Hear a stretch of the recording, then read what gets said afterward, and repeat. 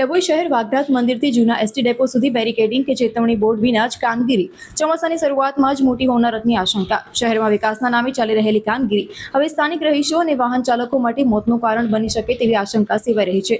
ડભોઈના ઐતિહાસિક વાઘનાથ મંદિરથી લઈને જૂના એસટી ડેપો સુધી ગટર લાઈન નાખવાની કામગીરી ચાલી રહી છે, પરંતુ કોન્ટ્રાક્ટર અને નગરપાલિકાની ઘોર બેદરકારીના કારણે અનેક સ્થળોએ ખુલ્લા ચેમ્બર અને ઊંડા ખાડાઓને કોઈપણ જાતની સુરક્ષા વિના એમને એમ જ છોડી દેવામાં આવ્યા છે.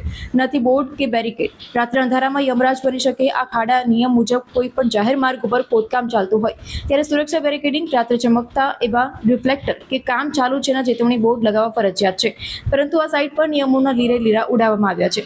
જોખમ કોને? આ માર્ગથી પસાર થતા બાઇક ચાલકો, નાના બાળકો અને અંધારામાં ચાલતા વૃદ્ધો માટે આ ખુલ્લા ચેમ્બર ગમે ત્યારે જીવલેણ સાબિત થઈ શકે છે. રાત્રિનો સમય વધુ ભયજનક. રાત્રિના અંધારામાં ખાડાઓ દેખાતા ન હોવાથી અકસ્માતનો ભય 100 ગણો વધી જાય છે.